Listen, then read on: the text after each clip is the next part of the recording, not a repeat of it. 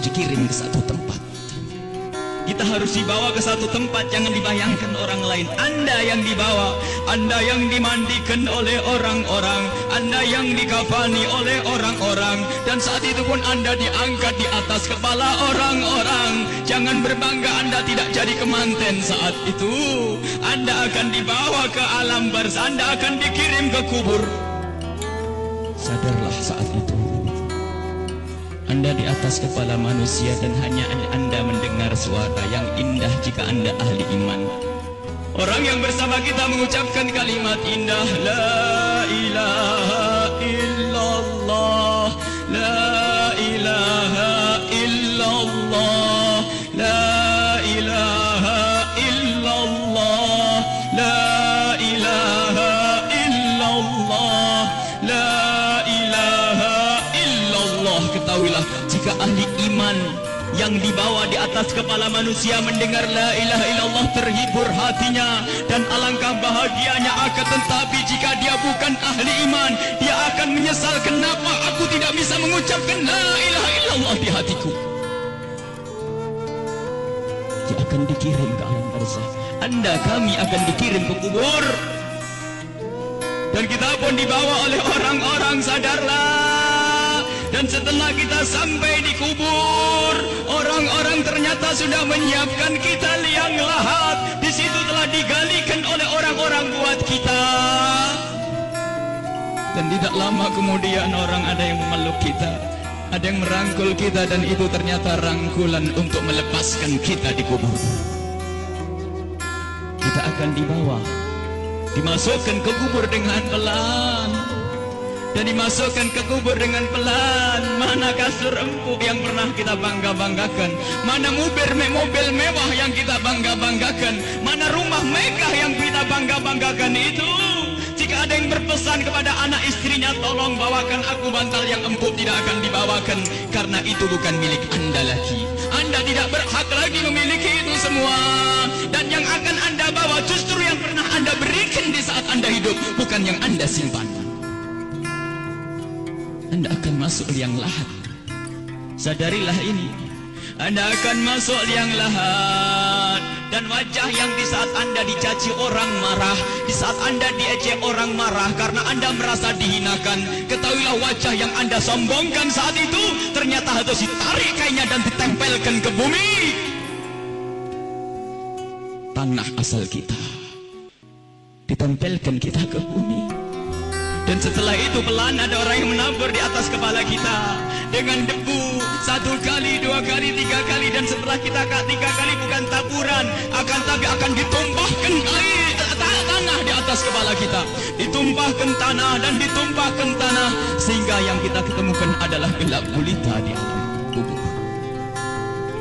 Seperti yang disabdakan oleh Nabi Muhammad, sungguh saat itu orang di dalam kubur bisa mendengar terompah kaki orang yang berjalan di atas kepalanya. Dan saat itu pun Anda, kami mendengar orang-orang berjalan.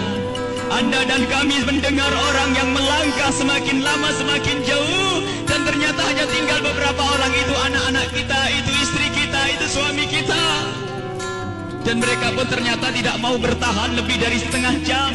Setelah itu pun mereka melangkahkan kaki, dan suara kaki itu semakin jauh. Dan ketahuilah, saat inilah kita memetik amal perbuatan kita di dunia.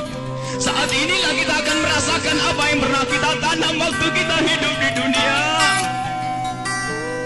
Anda ahli salat, Anda ahli ibadah, ketahuilah sebelum kedatangan malaikat mungkar nakir, ternyata Anda banyak yang menziarahi Anda, banyak yang datang. Ada yang mengucapkan salam, Assalamualaikum. Anda menjawab, Waalaikumsalam, siapa engkau? Suara itu menjawab, aku adalah sholat malammu dulu. Ada lagi yang datang mengucapkan salam, Assalamualaikum. Lalu Anda menjawab, Waalaikumsalam, siapa engkau? Aku adalah sedekahmu. Assalamualaikum. Lalu Anda menjawab, Waalaikumsalam, siapa engkau? Dia menjawab bahwasanya aku adalah kemaksiatan yang pernah engkau tinggal. Aku adalah baktimu kepada orang tuamu. Aku amal-amal soleh ternyata pada berdatangan. Amal-amal soleh berdatangan menemani Anda. bersama Anda saat itu. Dan ketahuilah, Anda tidak akan gentar dan tidak akan takut di saat berhadapan dengan makhluk Allah yang bernama malaikat Munkar dan Nakir. Anda tidak takut lagi saat itu karena Anda ditemani amal-amal baik. Maka di saat malaikat Munkar Nakir datang, Anda pun tidak bergetar, Anda pun tidak gentar, Anda tidak takut. Dan saat itu malaikat pun menampilkan sesuatu yang indah. Karena apa? Melihat orang ini ditemani oleh hal-hal yang baik, sehingga ia pun mengucapkan salam dengan syahdu, mengucapkan salam dengan penuh keindahan, lalu berkata, Man Rabbuk wa man nabiyuk, dan begitu seterusnya. Anda, kami akan ditanya siapa Tuhanmu, siapa nabimu. Karena di hati Anda ada iman, hati Anda ada cinta kepada Allah dan Rasulnya, di hati Anda ada cinta kepada ulama-ulama Allah. Maka sesungguhnya saat itu lidah Anda akan mengucap begitu mudah. Anda akan menjawab dan menjawab dan menjawab. Dan setelah selesai pertanyaan ini, dan inilah akhir daripada ujian kita dari alam dunia menuju alam barzah. Di alam barzah, alam barzah adalah alam perpindahan dari alam dunia ke alam akhirat nanti. Maka ini adalah alam akhir ujian, dan setelah itu kalau lulus mendapatkan surga, kalau tidak lulus dia mendapatkan siksa. Setelah malaikat bertanya dan lulus, Anda ditanya, dipanggil malaikat rahmat, malaikat pemberi nikmat. Wahai malaikat pemberi nikmat, ini adalah hamba yang soleh, bawalah ini ke surga dan beri nikmat sampai dibangkitkan nanti. Akan tapi sadarlah, di samping sana, di kubur yang satu sana, ada di samping kita ada kubur, di samping Anda ada kubur. Dan di saat orang ini dikubur dan ditinggal oleh keluarganya, ternyata saat itu telah berdatangan sesuatu yang sangat mengerikan, dengan suara yang sangat menyeramkan. Seseram-seram suara di dunia tidak pernah didengar seperti saat ini. Suara yang sangat mengerikan dan menyeramkan, ketahuilah. Lalu orang ini bertanya, siapa engkau? Suaramu sungguh mengerikan. Suara itu menjawab, aku adalah zina yang pernah engkau lakukan dulu. Suara lebih seram lagi, lalu orang ini bertanya, siapa engkau? Aku adalah tali persaudaraan yang pernah engkau putus dulu. Siapa engkau? Aku adalah salat yang pernah engkau tinggal. Siapa engkau? Aku adalah durhakaku kepada suamiku. Siapa engkau? Aku adalah tempelengan kepada istrimu. Siapa engkau? Aku adalah dusta, dan seterusnya dan seterusnya.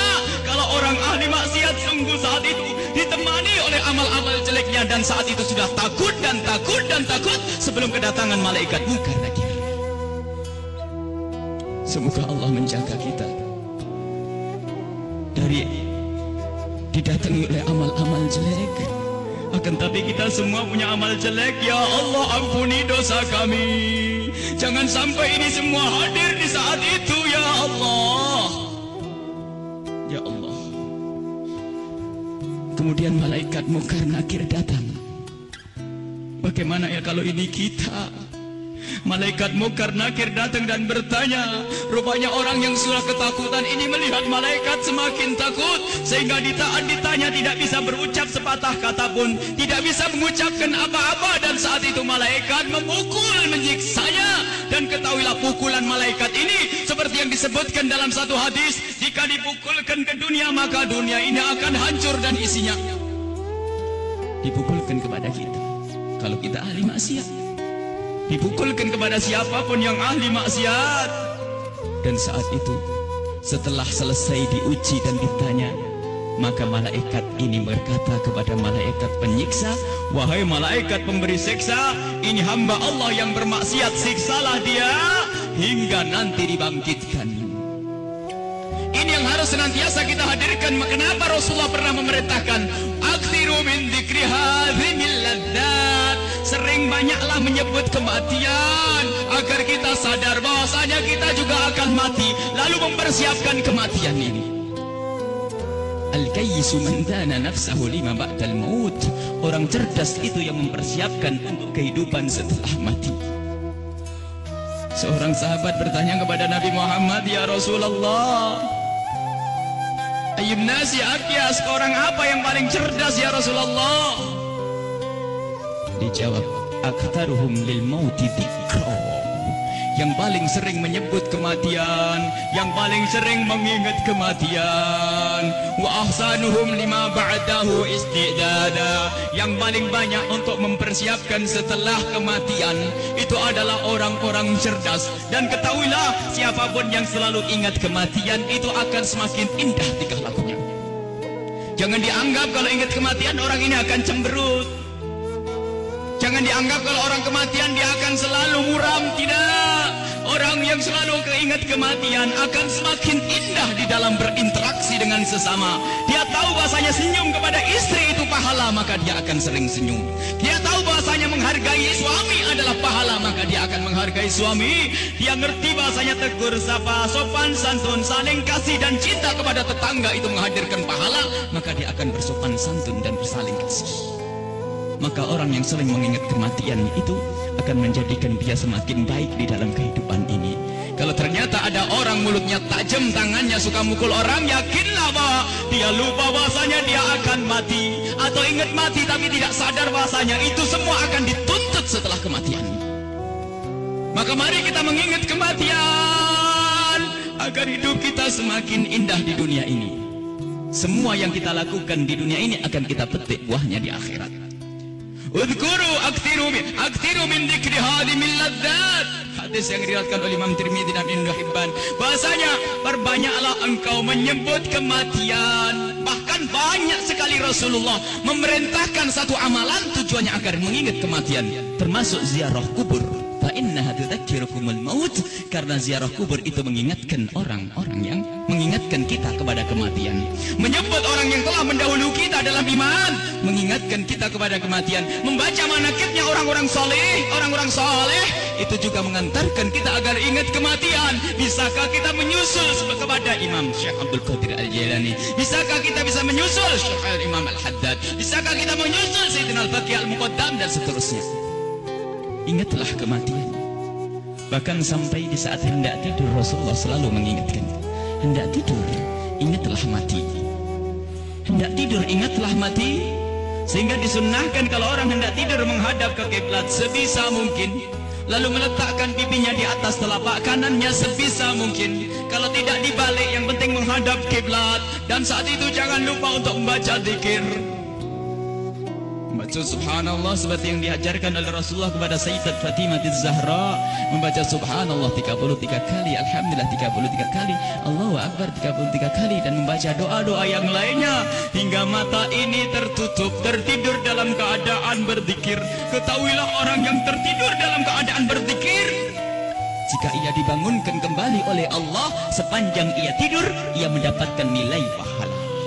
Dan di saat tidak dibangunkan kembali, jika tidak dibangunkan kembali oleh Allah, maka ketahuilah saat itu dia mati dengan husnul khatimah.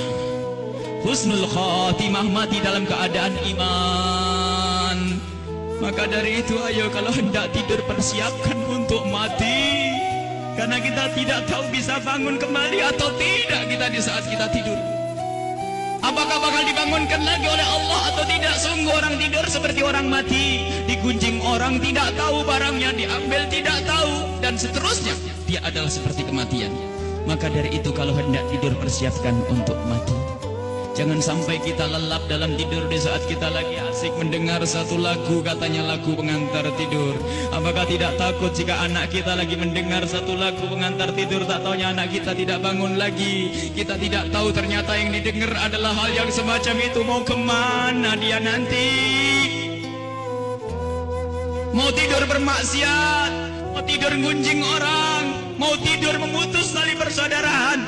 Apakah dia yakin bahasanya besok pagi akan bangun?